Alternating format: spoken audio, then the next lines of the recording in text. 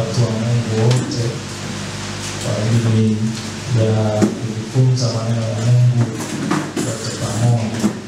Yesu asifiwe sana. Nafasi hii nachukulia kwa uzito na kwa heshima zote, nikiamini kwamba Mungu anatuwazia mema, lakini pia Mungu ananiwazia mema na mimi pia. Haleluya. Yesu apewe sifa. Tunamshukuru Mungu kwa vile ambavyo anatutembelea kama kanisa lake, na kwa namna ambavyo anaonekana katikati yetu. Hakika tunaamini ya kwamba Mungu kuna mahali anatupeleka. Yesu asifiwe sana. Kama vile ambavyo Roho Mtakatifu amekuwa akishuhudia mioyoni mwetu ya kwamba sisi sio watu wa kawaida, na kanisa letu sio kanisa la kawaida, la watu ambao wamemwamini Yesu na wamemaanisha kumtafuta Yesu. Bwana asifiwe sana. Na tunaamini kwamba Mungu kupitia sisi atafanya mambo makubwa na ya ajabu katika Tanzania yetu na hata ulimwengu ambao tuko nao leo. Bwana tusaidie sana. Natamani hiyo imani uwe nayo wewe, niwe nayo mimi, kila mmoja wetu, na mambo makubwa kutokea lazima watu wakubwa wawepo kwanza. Bwana tusaidie sana. Hatuwezi tukasema sisi ni kanisa kubwa kama watu waliopo kanisani ni wadogo wadogo. Lazima watu wawe wakubwa kwanza, ndio kanisa linaweza kuwa kubwa. Bwana tusaidie sana. Tukiwa tunaendelea kumwabudu Mungu na kuomba, tukakumbuka mwaka 2025 na chuo kimoja kinaitwa Augsburg, sio kama tunakifahamu. Hiki chuo fellowship ya wanafunzi wachache waliadhimia moyoni mwao kufanya ibada ya kumwabudu Bwana. Bwana tusaidie sana. Na wakasema ya kwamba tutafanya ibada kwa siku 3 mfululizo bila kupumzika, masaa 24. Na Mungu ni wa ajabu, kile chuo kilijawa na uamsho usiokuwa wa kawaida. Bwana tusaidie sana. Sio kama mtakuwa mnakumbuka 2023 Augsburg Revival Conference. Watu walijawa na nguvu za Mungu kwa sababu watu wa Mungu walikubali kumwabudu Mungu katika roho na kweli, na maamuzi ya kuonesha ya kwamba Mungu yupo katika ulimwengu huu wa sasa ni yangu mimi na wewe. Na Mungu anatafuta watu ambao watakuwa tayari ili aweze kudhihirisha uwepo wake hapa duniani. Yesu apewe sifa. Amen. Ninarudia tena kumshukuru Mungu, lakini pia nimshukuru mzee wetu wa kanisa kwa nafasi ambayo amenipa ya kusimama kuhudumu siku ya leo. Namshukuru Mungu ya kwamba nilikuwa nisimame last week, lakini kwa sababu ya ratiba ya mgeni nikasogezwa mbele. Na Mungu ni mwaminifu sana. Ninaamini kabisa haya ni majira ambayo Mungu anatujenga sisi kama kanisa, kwa sababu kile ambacho nilipanga nikisema Jumapili na Roho Mtakatifu aliniongoza kuzungumza kwa habari ya wito siku ya Jumapili, ndicho ambacho tulikuja kujifunza. Bwana tusaidie sana. Lakini nikiwa naendelea kumwambia Bwana, sasa yale ambayo umenipa naona kama yamechukuliwa, nifanyaje? Lakini bado Mungu akaendelea kunihimiza ya kwamba tunapaswa kuendelea kujifunza kwa habari ya jambo hilo. Naomba ufungue nami katika kitabu cha Nehemia, ile sura ya 1. Tutasoma mstari wa 1 mpaka wa 5. Nehemia sura ya 1 mstari wa 1 mpaka wa 5. Asubuhi ya leo natamani tujifunze kwa habari ya ndugu huyu ambaye yeye Mungu alimpa wito maalum, na kazi yake kubwa ilikuwa ni kujenga ukuta wa Yerusalemu ambao ulikuwa umekwisha kubomolewa. Kitabu cha Nehemia ile sura ya 1 mstari wa 1 mpaka wa 5. Biblia inasema, habari za Nehemia mwana wa Hakalia. Ikawa katika mwezi wa Kisleu mwaka wa 20 nilipokuwa Shushani Gomeri, Hanani mmoja wa ndugu zangu akanijia, yeye na watu wengine waliotoka Yuda, nami nikawauliza habari za Wayahudi waliopona, hao watu wa uhamisho waliosalia, na habari za Yerusalemu. Wakaniambia, watu wa uhamisho waliosalia huko katika wilaya ile wamo katika hali ya dhiki nyingi na mashutumu. Tena ukuta wa Yerusalemu umebomolewa na malango yake yameteketezwa kwa moto. Hata ikawa niliposikia maneno hayo, nikaketi nikalia, nikaomboleza siku kadha wa kadha. Kisha nikafunga nikaomba mbele za Mungu wa mbinguni, nikasema, nakusihi Bwana Mungu wa mbinguni, Mungu mkuu, Mungu mwenye kuogofya, Mungu mwenye kutimiza agano lake na rehema zake kwa hao wampendao na kuzishika amri zake. Yesu apewe sifa. Huyu ni mtumishi wa Mungu, nabii. Kimsingi yeye sio nabii, Bwana atusaidie sana. Lakini yeye alikuwa ni kiongozi ambaye aliongoza zoezi la kujenga ukuta wa Yerusalemu. Wote tunafahamu ya kwamba, kama sio wote basi wengi wetu tunafahamu ya kwamba kwa sababu ya mambo ambayo Israeli ilikuwa imeyafanya na Yuda ilikuwa imekosa mbele za Mungu, Biblia inasema ya kwamba Mungu aliruhusu wale watu kuchukuliwa na kupelekwa kwenye nchi ya uhamisho. Na kipindi hicho Babiloni ndio ambayo iliingia kwenye lile taifa, ikaangamiza, ikamchukua mfalme, nadhani kama sijakosea alikuwa ni Sefania, kama sijakosea, akachukuliwa akapelekwa utumwani pamoja na wengine wakapelekwa uhamishoni. Sasa baadaye tunaona katika kile kipindi cha uhamisho kuna watu ambao wanajitokeza kulijenga tena taifa la Israeli. Tunaona habari za kina Daniel, tunaona habari za kina Meshaki na Abednego, lakini pia tunaona habari za Ezra ambaye yeye alisimama kama kuhani kwa wale watu ambao walibaki katika lile taifa la Israeli. Bwana tusaidie sana. Wakiwa pale Yuda, wengi wao mazingira yale ya awali yamekwisha kubadilika. Ile hekalu alilolijenga Sulemani limebomolewa. Ule ukuta ambao ulizunguka Yerusalemu kama ulinzi wake haupo tena. Mataifa yameliteketeza lile taifa. Na watu wanaoishi pale, Biblia inasema walikuwa wanaishi katika hali ya ukiwa, hali ya masikitiko, hali ya majonzi na hali ya kushindwa katika mambo ambayo walikuwa nayo. Na wengi wao imani yao ilishuka kwa sababu waliona ni kama Mungu ameondoka kwenye maisha yao. Mungu hayupo tena na taifa la Israeli. Bwana tusaidie sana. Yesu atusaidie sana. Sasa ndipo tunakuta moja kati ya watu ambao walikuwa uhamishoni alikuwa ni Nehemia. Na sasa Nehemia anaibuka kipindi ambacho taifa la Babiloni tayari limeshindwa na taifa la Uajemi. Sasa Uajemi ndio ambao inaishikilia Yerusalemu, kwa sababu Babiloni imekwisha kupigwa na Uajemi imekwisha kukamata mateka yote ambayo Babiloni iliyashika hapo mwanzo. Biblia inasema Nehemia alikuwa ni moja kati ya watu ambao walihudumu katika meza ya mfalme. Na watu wa Mungu, tunaposoma Biblia wakati mwingine tunaweza tukadharau kazi ambayo alifanya. Lakini leo kawaida ukisikia mtu anafanya kazi Ikulu, jambo la kwanza utafikiria he is bright. Bwana tusaidie sana.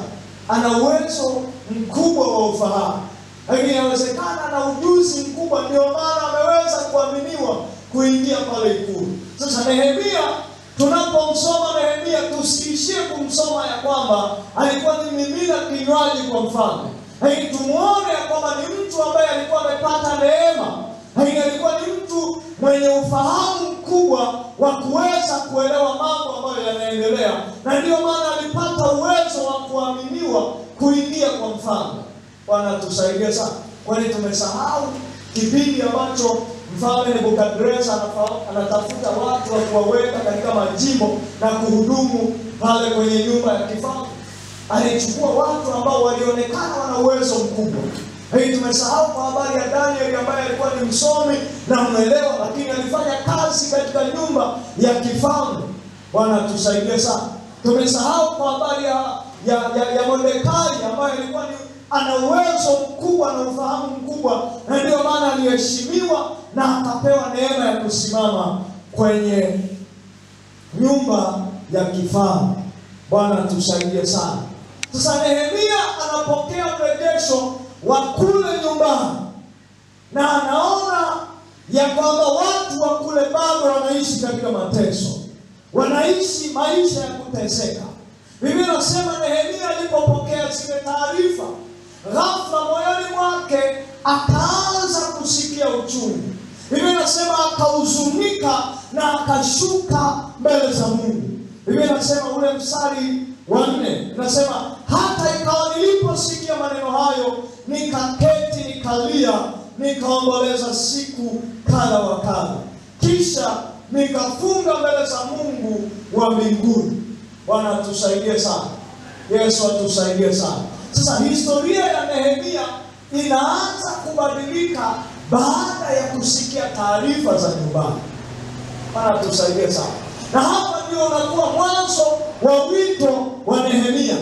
Mwanzoni Nehemia alijulikana kama mnyweshaji wa kawaida, lakini aliposikia habari za taifa lake, za nyumba ya baba yake, na nyumba ambayo Mungu alikuwa amewaahidi kwamba wao wangeishi pale siku zote, na Mungu angelitunza agano lake kupitia mahali pale, Nehemia anasikia hizo habari. Ghafla Mungu anaweka uchungu ndani yake. Bwana tusaidie sana. Jumapili tulijifunza kwamba kuna watu ambao wanaitwa kwa wito maalum. Bwana tusaidie sana. Mmoja kati ya watu ambao waliitwa kwa wito maalum alikuwa ni Nehemia. Mara kadhaa watu wa Mungu tunaweza tukajikuta katika hali ya jambo fulani, na wakati mwingine tukachukulia labda ni mawazo yetu, labda ni kwa sababu hayo mazingira yamekaa namna hiyo ndio maana yanatupa kufikiri. Na inataka nikwambie, Roho Mtakatifu anaweza akaja akaweka mzigo ndani yako na ukasikia mzigo, usikae kwa kutulia. Yawezekana hiyo ni sauti ya Bwana inakuhitaji usimame katika hilo eneo. Bwana tusaidie sana. Yesu atusaidie sana. Mara nyingi tunapoangalia nyumbani mwa Bwana, tunapoangalia katika mwenendo wa kanisa, tunaona mahali na mahali pamepungua. Yawezekana hapo ndipo Mungu ambapo anatuita. Bwana tusaidie sana. Hatutasikia wote kuitwa kama vile ambavyo wengine wataitwa. Paulo anatokewa na Yesu akiwa safarini, na Yesu anamtokea waziwazi, anamwambia sasa nimekuita, nenda sehemu fulani nikakuelekea. Huo ni wito wa Paulo. Usitake na wewe sasa Bwana kutokee akuelekeze, mwanangu, kuanzia sasa nataka uwe mwimbaji, uwe mwinjilisti, uwe muombaji, uwe nani. Angalia mahali gani pamebomoka, halafu uanze kuparekebisha hapo hapo. Ndipo Mungu ambapo anakuitia hapo. Amina. Yesu apewe sifa. Kuna mtumishi wa Mungu mmoja anafanya conference kubwa sana sasa hivi za maombi, anaitwa Pastor James. Sisi kama tunamfahamu. Yeye kipindi corona inaingia duniani na Nigeria sasa wakawa wamefungiwa kuomba, yeye akaanzisha online prayer. Bwana tusaidie sana. Akaanza na maombi ya online, anarusha maombi yake na akatangaza kwamba sasa jamani, tumeingia kwenye lockdown, hatuwezi tukakutana, hebu tuombeeni hata online. Bwana tusaidie sana. Lakini leo Pastor Jerry has a platform yake every morning, akianza kubroadcast ile maombi, ni zaidi ya watu 500 na kuendelea mbele wanafuatilia maombi. Lakini wazo lilianza na changamoto ndogo ya kutokukutana mbele za Mungu. Haturuhusiwi kukutana kanisani, tufanyaje sasa? Akachukua wazo, akaanza kuomba. Bwana tusaidie sana. Watu wa Mungu, kuna watu hapa ndani na wafahamu. Wengine wanatufundisha kwenye status, wengine wanatufundisha kwenye nini, wengine wanatufundisha kwenye maeneo mbalimbali. Hebu anza kuchukua hilo jambo, uanze kulifanyia kazi taratibu. Yawezekana ndipo mahali ambapo Mungu anakuita ufanye hapo. Bwana tusaidie sana. Yesu atusaidie sana. Uwe na mawazo ya kuendelea. Leo Bwana amekupa mzigo kwa habari ya jambo hili, kesho fanya. Bwana tusaidie sana. Haleluya. Sasa Nehemia alisikia habari za mji wa Yerusalemu na maisha ya watu wake, na kwa sababu Yeremia alijua ya kwamba liko agano ambalo linaishi katikati yake yeye kama mwana wa Israeli, na ni kama moja kati ya watu ambao Mungu aliweka agano katikati yao. Biblia inasema Yeremia alihuzunika moyoni mwake, kwa sababu alipotazama mazingira yanayoendelea hayakuonesha ule uhalisia wa agano ambalo Mungu ameliweka kwenye maisha yao. Sasa watu wa Mungu, kuna situation ambazo tunakuwa nazo, it is out of God's covenant. Sio agano ambalo Mungu ametuitia, sio tumaini ambalo Bwana ametuitia. Biblia inasema Mungu afungue macho yetu tuweze kuona tumaini la mwito mkuu ambao Bwana ametuitia. Tunapolifahamu tumaini la wito wetu, ndipo tunapofahamu nafasi yetu mbele za Mungu, lakini ndipo tunapofahamu nafasi yetu kwa ulimwengu ambao tuko nao.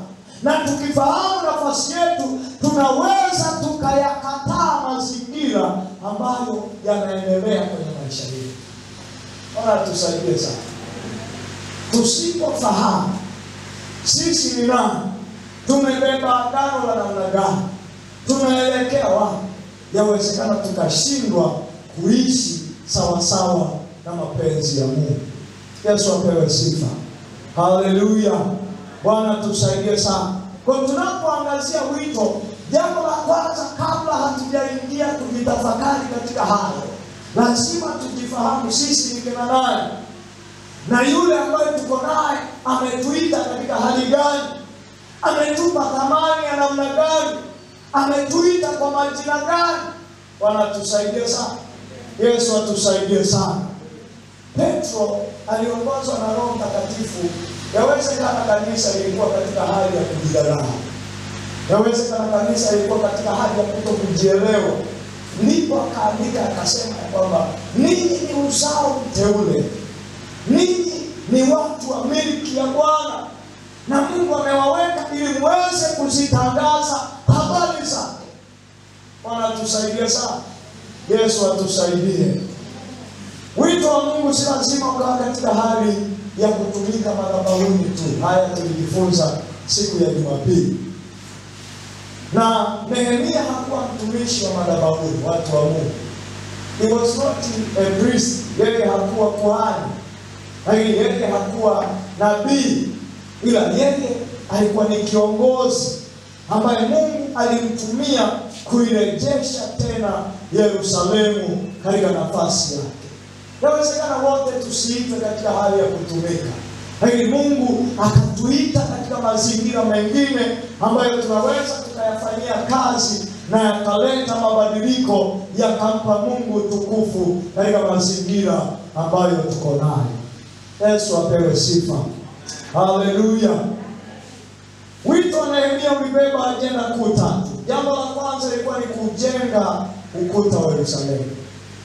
Kubomoka kwa ukuta wa Yerusalemu kulionyesha ya kwamba taifa la Israeli haliko salama tena. Yuda haiko salama tena. Na muda wowote adui angeweza kuivamia ile Yuda. Hata wale ambao walikuwa wamepata nafasi ya kukaa pale, yawezekana wangevamiwa wakati wowote, kwa sababu wako katika mazingira yasiyokuwa salama. Watu wa Mungu, kuna mashimo mbalimbali tunaweza tukayaona na Mungu akatupa macho ya kuyaona. Hebu tusimame kuyajenga na kuyaziba haya mashimo. Bwana tusaidie sana. So tunapofanya hivyo, ndiko ambapo Bwana atuelekeza tufike huko. Amina. Bwana tusaidie sana. Na Mungu atatuongoza vema kama tutayaona hayo na tukataka kuyafanyia kazi. Mungu atusaidie sana.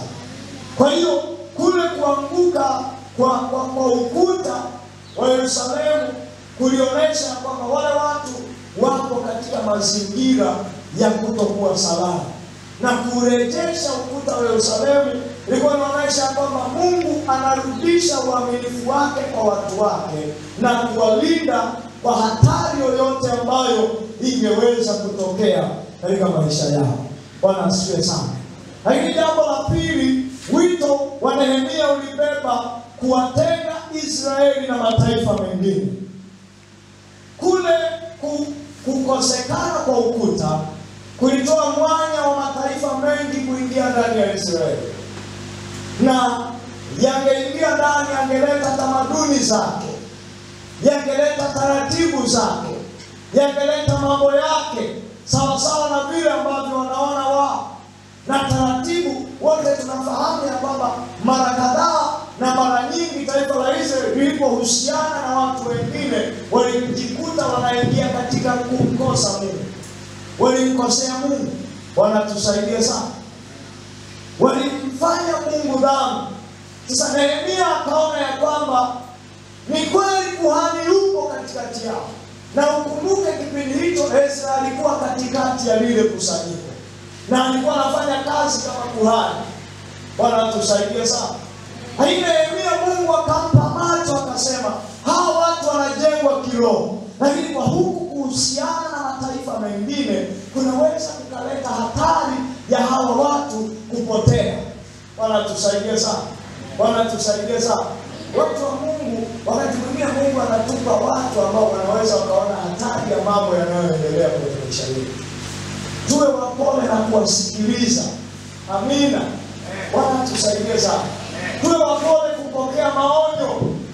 Tuwe wapole kusikiliza yale ambayo tunaelekezwa. Wakati mwingine watu wanaweza wakaona hatari ambayo unaielekea. Na sisi ni wanadamu, watu wa Mungu, kuna mahali tunakosea. Lakini Mungu ni wa rehema, anasema ya kwamba yeye huturejeza. Namna ya kuturejeza, anatumia watu kutukumbusha nafasi zetu mbele za Bwana. Watu watakaoweza kutuelekeza kwa habari ya maisha yetu. Bwana tusaidie sana. Ni wiki chache nimepokea taarifa ya binti mmoja alishawahi kuwa mshirika wetu, na aligraduate before hawa ambao wamemaliza kina Fred. Huyu binti mwishoni mambo yalikuwa mengi sana. Ndio nimemwita nikamwambia, rafiki yangu, vipi mbona unagombana na watu? Shida zako sasa zimeanza kubadilika. Mwenendo wako umebadilika sana. Shida ni nini? Yule binti akaniwakia sana. Amin. Basi unajua watu wakosaji, ushahidi uko hapo. Nipe ushahidi. Bwana tusaidie sana. Bwana tusaidie jamani. Mambo ya ushahidi akatakiwa, nikamweleza, lakini basi nikamwambia Mungu akubariki, lakini jitahidi ubadilike, lahasha kuna hatari. Yule binti hakunielewa. A few weeks, 2 weeks ago nikasikia kwamba sasa hivi anajifungua na ana mtoto, na bahati mbaya ni kwamba hajaolewa na amezaa na mtoto wa mchungaji. Bwana tusaidie sana.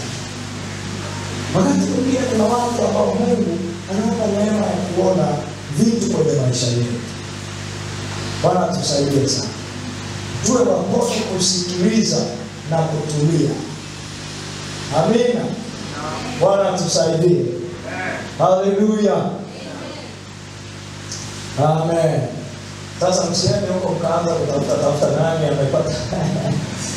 Bwana tusaidie sana. Na madhaifu, watu wa Mungu, sio dhambi. Kuwa mdhaifu sio dhambi. Udhaifu ndio ambao unatufanya sisi kuwa wanadamu. Na ndio maana neema ya Mungu bado ipo kwa ajili ya kutusaidia. Udhaifu tunaukubali, lakini hatukubali uendelee kukaa katikati yetu. Tunapogundua madhaifu yetu, tunamuomba Mungu atusaidie tuondoke katika hali. Ukiwa na udhaifu, kesho ukarudia tena, ukaambiwa, ukaendelea kurudia, tayari inajengeka kwa tabia. Na Biblia inasema kwamba tamaa ikikuwa inazalisha nini? Dhambi. Na dhambi ikikomaa inazalisha nini? Mauti. Bwana tusaidie sana. Kwa hiyo mara ya kwanza Biblia inasema mwenye haki wangu atajikwaa mara 7, lakini lazima atafanyaje? Atasimama. Atasimama kwa namna gani? Atasimama kwa maono. kwa kurekebishwa, kwa kuoneshwa njia ya kuiendea na kujengwa vizuri kiroho na watu ambao Mungu amewaamini kufanya hiyo kazi. Bwana tusaidie sana. Mimi na wewe tuhamasike kufuata maonyo na kufuata ushauri. Sema amina. Bwana tusaidie sana. Na tusikimbie. You know, the problem you will never live with you until you live with the problem.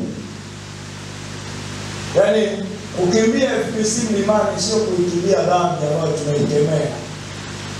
Bwana tusaidie sana. Kuna jamaa walitukimbia hapa. Tukawaambia bwana mahusiano yenu vipi. Ikawa kesi kubwa sana. Na viongozi wengine wakawatetea kwa sababu wao ni wanadamu pia.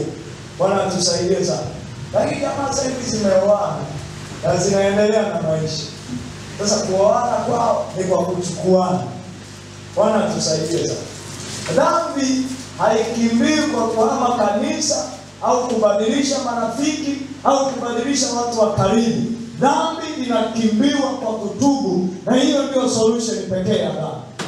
Bwana tusaidie sana. Haleluya. Jambo, hebu andika Wakorintho wa pili sura ya 6 mstari wa 17. Tutaenda kusoma hapo namna ambavyo Mungu anatuhimiza kutengwa na ulimwengu, kutengwa na mambo yasiyofaa. Jambo la tatu, assignment ya tatu ambayo Nehemia alikuwa nayo ilikuwa ni kujenga imani upya kwa taifa la Israeli. Kujenga imani upya kwa taifa la Israeli. Taifa la Israeli limepita katika nyakati ngumu. Watu wa Yuda wamepita katika nyakati ngumu. Lile hekalu ambalo walienda kumlilia Bwana na kumwomba Bwana halipo katikati yao tena. Sasa wanaona ni kama Mungu hayupo. Kwa sababu wengi wao waliamini ya kwamba maybe lile hekalu ndilo ambalo limebeba lile agano. Na wengi wao walitafsiri ya kwamba Mungu hayupo katikati yao tena. Alihitajika mtu ambaye alipaswa aende akawaambie taifa la Israeli ya kwamba Mungu wetu bado yuko hai na agano la Mungu bado linaishi katikati yetu, na agano la Mungu bado linakaa ndani yetu, na yeye atalitimiza kwa majira na nyakati zake. Yesu apewe sifa. Watu wa Mungu, haleluya. Mungu wetu anaachilia neema ya kutuinua tena katika mazingira ya kukata tamaa. Kuna wengine wanajaribu kuanza kutimiza wito walioitwa nao. Haiko mbele, wanakutana na vikwazo, wanapotea, wanashindwa kuendelea. I tell you my friend, ya kwamba vita ndio sehemu ya kutuimarisha, na majaribu ndio ambayo yanatupandisha utukufu hadi utukufu. Bwana tusaidie sana. Yesu atusaidie sana. Kama tungefahamu utukufu ambao upo baada ya jaribu, basi inawezekana tungemwomba Mungu kila siku tujaribiwe ili tuweze kufikia huo utukufu. Bwana tusaidie sana. Yesu katika hali ya machozi na uchungu, akiwa anajua nini ambacho anaenda kutupitia, Biblia inasema ya kwamba akapiga magoti akaomba, akasema Mungu, ikiwezekana kikombe hiki kiniepuke. Hadi pale ndipo Mungu akashuka kwa nguvu na kwa uweza wake, akamtia nguvu.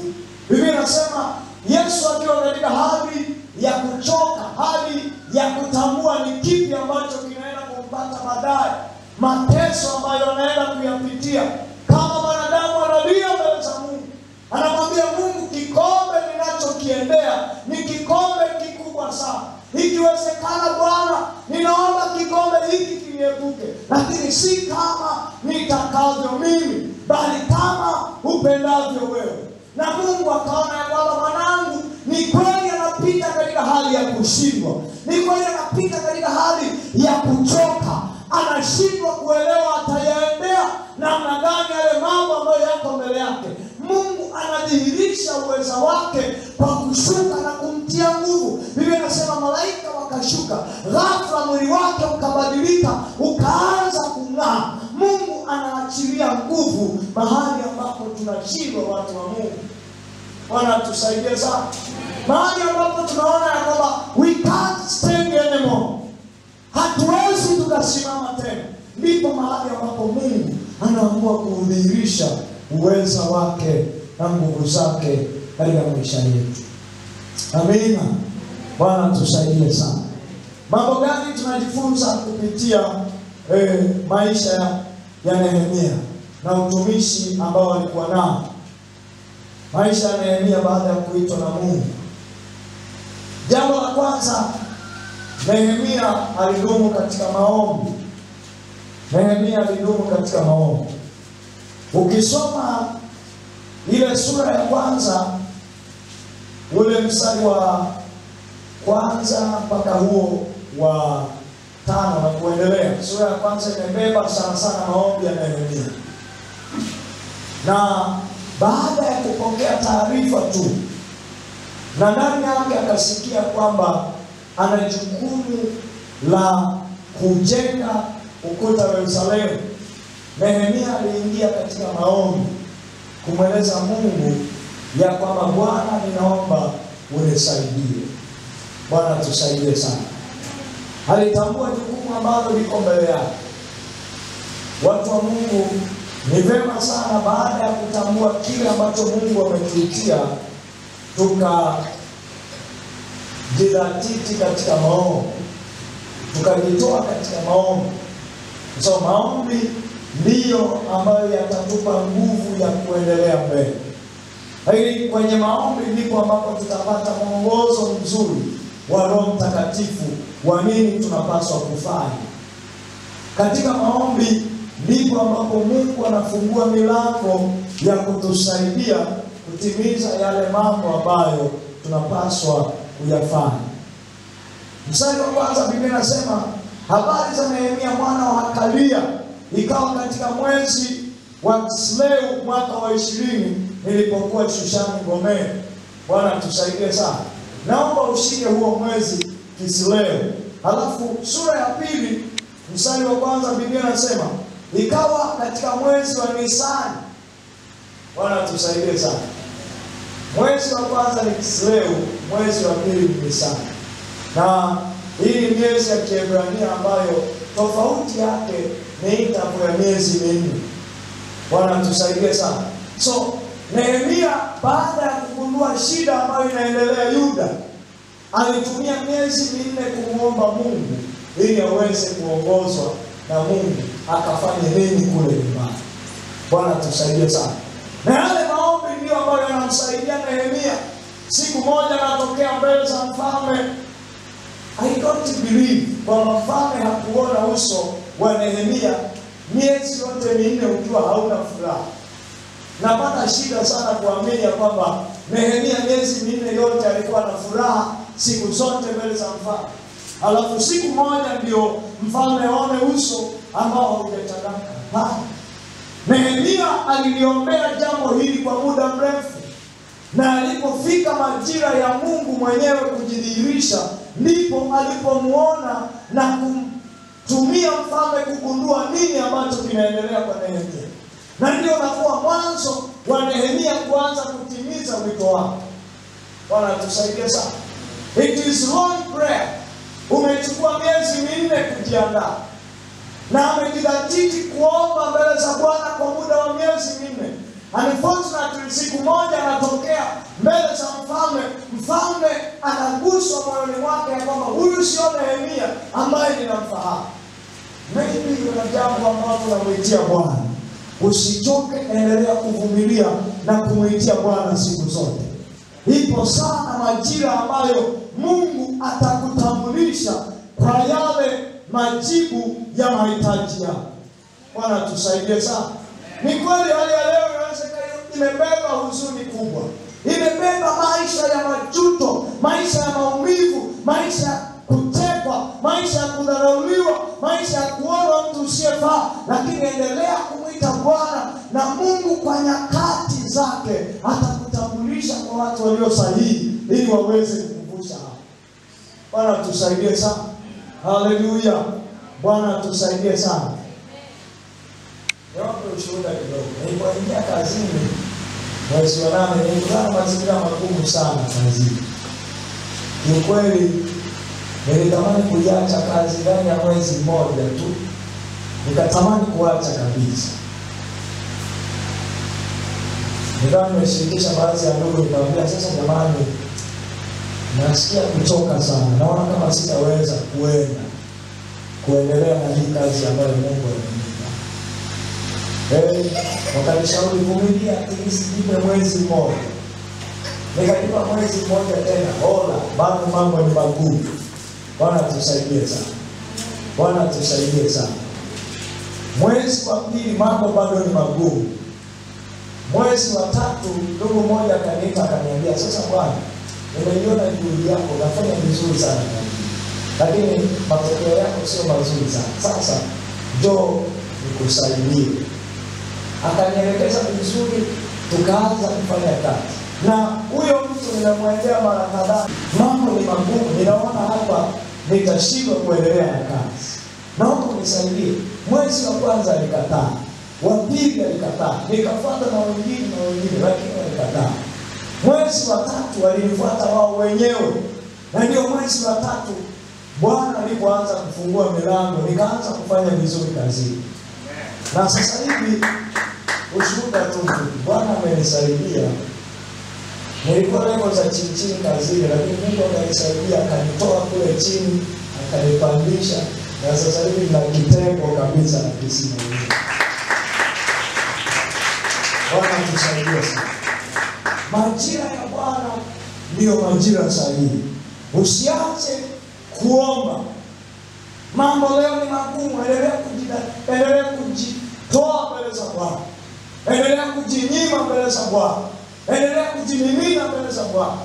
Na Mungu atakusaidia sana. Mungu atakuonekania kwa nyakati ambazo yeye ataona ni njema kutokea. Ukifika wakati wa Bwana, hakuna ambaye ataweza kuzuia. Bwana tusaidie sana. Bwana tusaidie sana. Ni kweli unastaafu, wengine wanastaafu kwenye kazi. Tunafahamu wengine wanalipwa pesa ndogo, pesa kanaishia kwenye nauli tu, kameishi. Lakini majira na nyakati za Bwana zikifika, Mungu atakupandisha viwango hata viwango. Amina. Yesu atusaidie sana. Bwana atusaidie sana. Na jambo la pili tunalojifunza kutoka kwa Nehemia ni kuvumilia na kusubiri. Hili nimeliongea sana. Kama ambavyo tumeona Nehemia anachukua muda wa miezi 4 akiwa anaomba na kusubiri. Anaomba na kusubiri. Na vitu hivi vinaenda sambamba, watu wa Mungu. Tusikae kusubiri wakati tumesahau kumuita Bwana. Biblia inasema kabla haujaomba nalikujibu. Na ukiwa katika kunena nitasikia. Bwana asifiwe sana. Majibu ya maombi yetu tayari yako pale. Lakini Mungu anataka asikie kutoka katika vinywa vyetu tukiomba mbele zake. Bwana tusaidie sana. Kuna circumstance imetokea last week nadhani. Nilimweleza mzee wa kanisa kwa habari ya kijana mmoja hapa kanisani, tulimwamini, mtafutia kazi lakini kule ameenda ameiba. Sasa watu wa Mungu wanatulaumu kwamba ameniletea mtu mwizi. Sasa kiukweli imekuwa ni jaribu kubwa sana, kwa sababu wale ni marafiki zangu na kijana ameniharibia silipa kubwa sana. Nikawa kumwambia Bwana, sasa mimi nifanyaje? Namna gani naweza kulitatua hili? Hao watu wanasema tutafutie kijana tumuone. Na mimi sasa sina namna, kijana amezima simu. Napiga simu kwa simu, sipati ushirikiano. Lakini siku moja asubuhi nikasikia moyoni, nikasema uliomba siku ya kwanza tu, hebu leo omba tena. Aisha nikaingia kwenye kuomba, nikamwambia Mungu, alfajiri nimeamka nikaomba tu kwa habari ya yule kijana. Mwambia Mungu, hebu ufanya jambo katika hili. Ninakuamini kwamba unaweza. Aisha imefika saa 4, yule kijana akanitafuta yeye mwenyewe. Bwana tusaidie sana. Haleluya. Akatuma message ya kunitetea, baadaye akazima simu. Lakini at least nikaona ameanza kuja. Bwana tusaidie sana. Usiku leo nimempigia jamaa kwa kesi. Asubuhi baba yake akanipigia akaniambia, bwana, naomba mtusamehe sana. At least unaanza kuona Bwana anafanya njia ya kurejesha kuaminiwa tena mahali ambapo ulikuwa hauaminiwi. Yesu atusaidie sana. Tusiache kuomba na tusiache kusubiri. Na hiyo kusubiri kwetu tuendelee kumwomba Bwana, na Mungu ni mwaminifu, atatusaidia. Jambo la tatu ambalo tunajifunza kutoka kwa Nehemia ni kwamba ni vizuri kuwa na misimamo katika misingi ya wito wetu. Misimamo katika misingi ya wito wetu. Nehemia alikubali kusacrifice vitu. Alikubali kuacha chakula cha kifalme kwa ajili ya kutimiza kile ambacho Mungu alikuwa amemwitia ndani. Bwana tusaidie sana. Hii tunaona, tumesema moja kati ya assignment ambayo alikuwa nayo ilikuwa ni kurejesha imani upya katika taifa la Israeli. Biblia inasema Nehemia baadaye alipata kibali na aliomba miaka 12 ya kwenda kujenga ule ukuta. Mfalme akamruhusu akaenda. Alipoenda kujenga ule ukuta, miaka 12 ilipotimia, alikuwa mwaminifu, akarudi tena kwa mfalme, kwenda kutumika tena kama mnyweshaji mbele za mfalme. Biblia inasema aliporudi kule, wale watu wakamkosea Mungu tena. Taifa la Israeli wakamkosea Mungu tena. Ikabidi Nehemia arudi tena kule kwenda kuwaambia, jamani, hii sio imani ambayo Mungu anataka tutembee nayo. Bwana tusaidie sana. Kila wito ambao Mungu anakupa na maelekezo ya namna gani utaenenda. Bwana tusaidie sana. Kila wito ambao Mungu anakuitia, lazima atakupa direction ya namna gani unapaswa kutembea. Uwe ni mtu wa namna gani, uchangamane na watu wa namna gani, ufanye vitu gani, uambatane na kina nani, ni mazingira gani uingie na mazingira gani usiingie. Ni vizuri sana kutembea katika msimamo wa misingi ambayo Mungu amekupatia. Bwana tusaidie sana. Tunaona leo kanisa letu linapambana kupiga vita mambo ya mafuta na maji na nini, kwa sababu Mungu ametupa agano na agano letu halijajengwa katika mambo hayo. Na ndio maana tuna ujasiri wa kusema ya kwamba huyu yawezekana sio Mungu, kwa sababu Mungu tunayemfahamu sisi sio huyu ambaye ninyi mnamuona. Bwana tusaidie sana. Yesu atusaidie. Kwa Mungu akikuita na atakupa msimamo wa jambo fulani, simama katika huo msimamo, ukiamini ya kwamba Mungu atakuongoza vema katika mambo hayo yote. Jambo la 4 ni umoja na ushirika. Tusome Wakorintho wa kwanza sura ya 12 mstari wa 12. Wakorintho wa kwanza 12:12.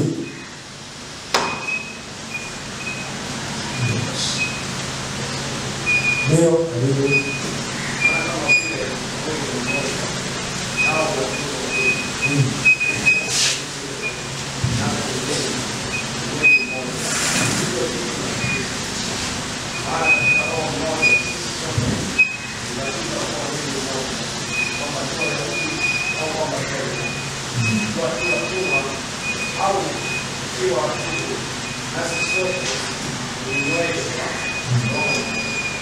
Amen. Barikiwe sana. Bwana Yesu asifiwe sana. Paulo anatuambia kwamba sisi kama mwili mmoja tu viungo tofauti, na viungo hivi vimeletwa kwa ajili ya kukamilisha mwili wa Kristo. Hakuna wito ambao unaenda peke yake. Bwana tusaidie sana. Ukiona umebeba wito wa peke yako, itabidi uanze kujihoji, je, huu wito ni wa Mungu au ni wa nani? So wito wa Mungu hajaita mtu mmoja kuwa wa pekee na akatimiza mambo yote peke yake, bali Mungu anamuita mtu na anawaletea watu wa kumkamilisha. watu ambao wataweza kukamilisha ule wito walionao. Bwana tusaidie sana. Kama ni mhubiri, wewe umeitwa katika uhubiri, lakini Mungu atakukamilisha kupitia watu wengi. Bwana tusaidie sana. Nakumbuka mimi nimeanza kuhubiri. Kuna mzee mmoja alinifuata akaniambia, mwanangu unahubiri vizuri sana, lakini Bwana asifiwe ni nyingi sana. Bwana tusaidie sana. Na nikaichukua ile pointi, kweli nikisimama madhabahuni sasa hivi najitahidi nisiseme Bwana asifiwe, Bwana asifiwe, Bwana asifiwe, maana zitawachosha watu. Yule naye akasimama kwa nafasi yake kunikamilisha. Kwa wito wa Mungu unakamilishwa na watu wengi. Watu wengi watakujenga katika hayo ambayo uko nayo. Usije ukafika sehemu ukaanza kupima mambo kiroho na kimwili. Ni heri ukayapima mambo yote katika roho. Kwa sababu kuna mengine atakuja kama kimwili, lakini amebeba ajenda kubwa ya kiroho. Bwana tusaidie sana. Mtu atakuja kwako kimwili kabisa, atakuletea wazo la kawaida ukalipima, bwana kama alijaendana na maombi yangu niliyoyaomba. Bwana kama alifanani kabisa na my plans. Unajua watu wa Mungu na sasa hivi vile tuna elimu, Bwana anatupa neema. Mungu tumeandaa strategic plan, umeandaa nini, lakini Bwana anakuletea kawazo kadogo na hakapo pale. Ni vizuri ukakatafakari. Hata katika mwenendo wako, katika baraka ambazo Bwana anakupatia, wasikilize watu, yawezekana wakakukamilisha katika hayo mambo. Bwana atusaidie sana. Yesu atusaidie sana. Mungu atupe neema ya kusikia na kutulia. Lakini Mungu atupe neema ya kusikiliza ushauri na kufuata watu wanaotukamilisha. Na katika ukamilisho utapitia mambo mengi. Kuna watu wengine watakuja kwako kama adui, lakini wana lengo la kukamilisha. Kuna wengine watakuja kwako kama watu ambao wanakupinga, lakini wana lengo la kukamilisha. Bwana tusaidie sana. Kuna wengine watakuja kwako kuzungumza na wewe katika hali ambayo sio nzuri, lakini wote wana lengo la kukufanya kuwa imara ili ukamilike katika lile jambo ambalo Mungu amekuitia. Bwana tusaidie sana. Si Yesu jamani aliita anatoa pepo kwa nani? Yule mkuu wa pepo. Bwana tusaidie sana. Lakini kile kilimfanya kuendelea kusimama na kujua kwamba yawezekana kuna watu wanajua kwamba mimi ninatumia nguvu zile. Akawafundisha akawaambia, jamani, je, pepo ambaye anaweza kutoa pepo mwenzake na akifanya hivyo si ufalme wa giza unafitinika? Bwana tusaidie sana. Kwa kila kinachokuja kwako kinakuja kwa lengo la kukamilisha. Hata kinakuja in negative way, kichukue, kitafakari, kibebe, kiombee na Mungu atakusaidia kuelewa. Jambo la mwisho ambalo natamani tuliangalie asubuhi ya leo ni upinzani katika kazi ya Mungu. Upinzani katika kazi ya Mungu. Nazungumza asubuhi ya leo na mtu ambaye Mungu amempa kitu cha kufanya. Nazungumza na nafsi yangu pia kama mtu ambaye nimebeba ajenda ya Mungu kwenye maisha yangu. Nazungumza na wewe kama rafiki yangu ambaye umebeba ajenda ya Kristo, na wote tuna lengo la kukamilisha mwili wa Kristo.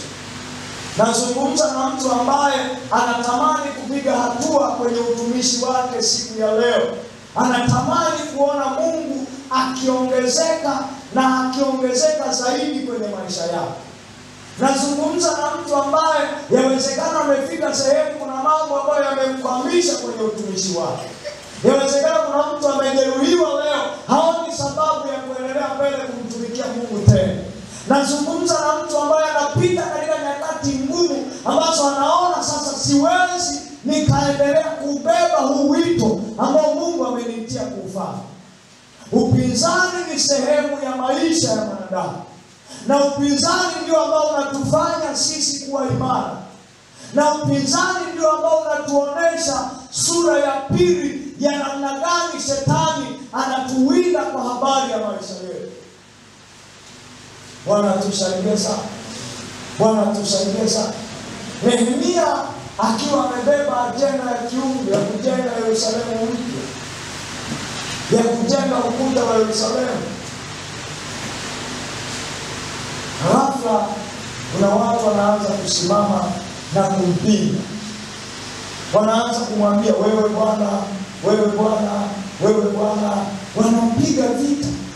Biblia inasema walisimama imara, wakajenga ukuta, anga likiwa mkono mmoja, mkono mwingine umebeba tofali, na ukuta ukakamilika. Ifike sehemu uone changamoto ambazo unapitia, upinzani ambao unapitia, kuwa ni sehemu ya kukuimarisha wewe kuwa imara zaidi.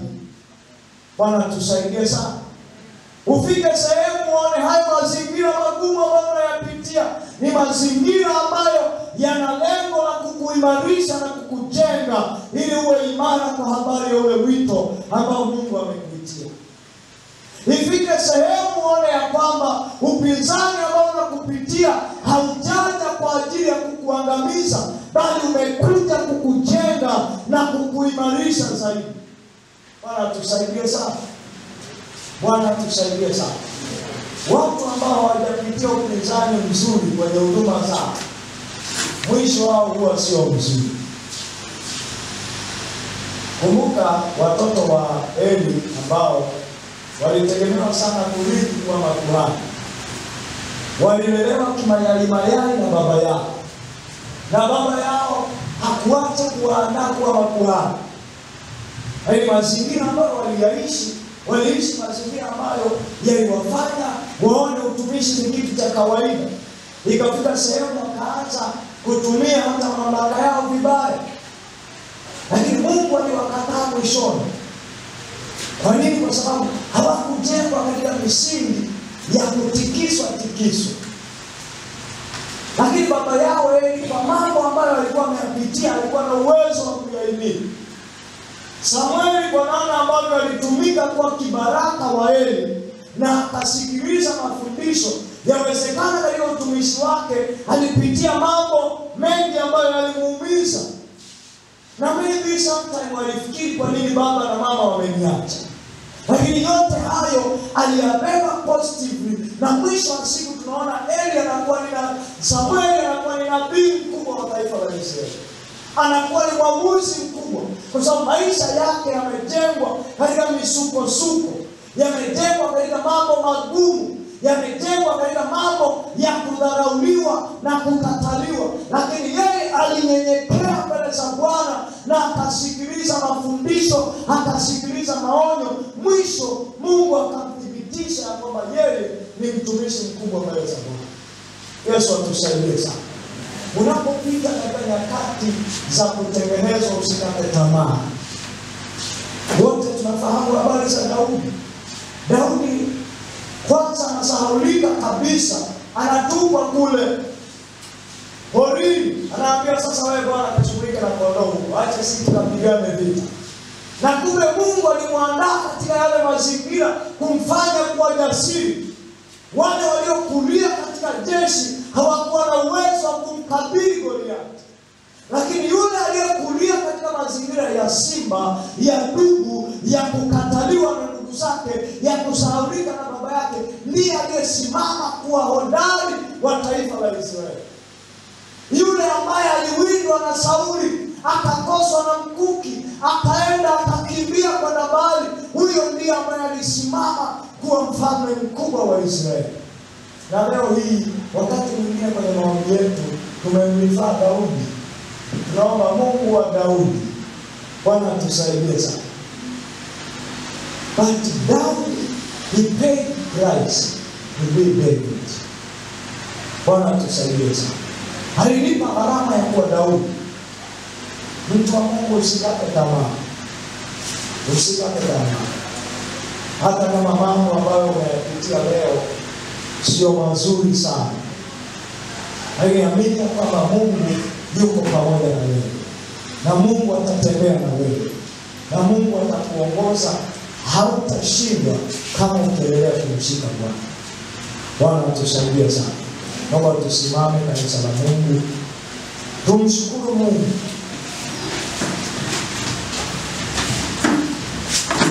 Yesu Kristo.